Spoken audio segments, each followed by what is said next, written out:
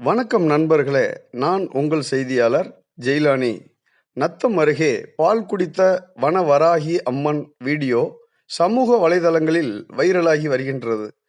திண்டுக்கல் மாவட்டம் நத்தம் அருகே மூங்கில்பட்டியில் அமைந்துள்ள ஸ்ரீ சாய்பாபா கோவில் வளாகத்தில் உள்ள வனவராகி அம்மன் பால் குடிப்பதாக சமூக வலைதளங்களில் வீடியோ வைரலாகி வருகின்றது.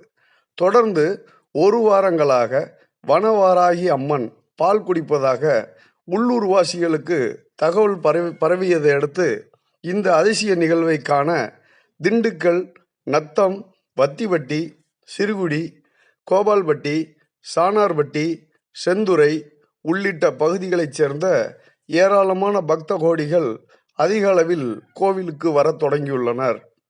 நன்றி, வணக்கம் நண்பர்களே.